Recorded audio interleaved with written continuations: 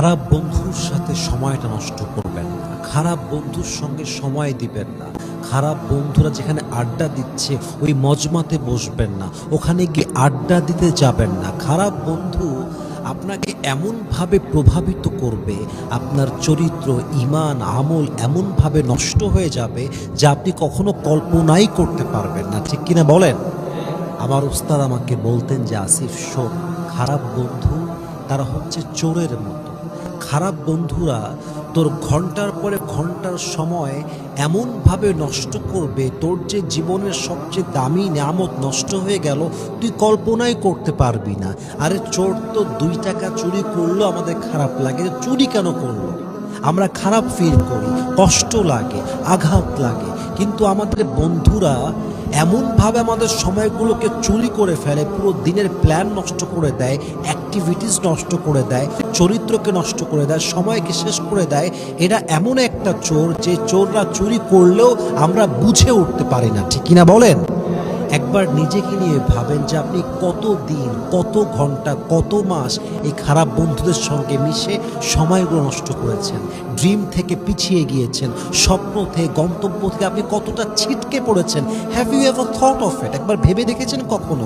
নারীর পেছনে ছুটছেন সারাদিন, ফেসবুক, অমুকে কী করলো, তমুকে কী করলো, যেটার পেছনে কোনো মিনিং নাই, যার জীবনে কোনো উদ্দেশ্য নাই, যার জীবনে কোনো প্ল্যান নেই, এমন বন্ধুদের সঙ্গে মিশে মিশে আপনার চরিত্র, আমল, ঈমান, সময়, স্বপ্ন আপনি সব বরবাদ করে দিয়েছেন।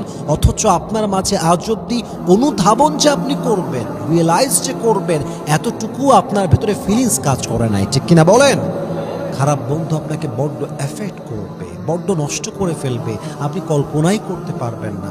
এই জন্য দিনদার বন্ধু নির্বাচন করেন, যার জীবনে গোল আছে, যার জীবনে উদ্দেশ্য আছে, যে মেয়েবাজ নয়, সারাদিন টাঙ্কি মারা, স্কুলের সামনে দাঁড়িয়ে থাকা, মেয়েদের পেছন পেছন ঘোরা, নাম্বার চাওয়া, এই করা, প্রেম করা, পার্কে যাওয়া, এই করা, সেই করা, এরকম যে বন্ধুগুলো করে দেখতে ভালো মনে হয় যে আরে আমার বন্ধু করছে, বয়স তো এটা এনজয় করার, আরে আমিও করব, বন্ধু আমাকেও শিখাই দে।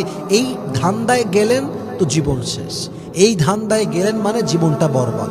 আপনি যত বেশি সেপারেট হতে পারবেন, যত বেশি হাতে গোনা 2-1টা বন্ধু রাখবেন যারা দিনদার, যারা চরিত্রবান, স্বপ্ন আছে, নামাজ পড়ে, রোজা রাখে, দাড়ি রাখে, আল্লাহকে ভালোবাসে, নবীকে ভালোবাসে, কবরের চিন্তা করে, আল্লাহর ভয় আছে। এমন বন্ধু থাকলে 10-20টা বন্ধু লাগে না। আরে একটা দিনদার নামাজি বন্ধু হাজারো বন্ধুর সমান হয়ে যায়। ঠিক কিনা বলেন?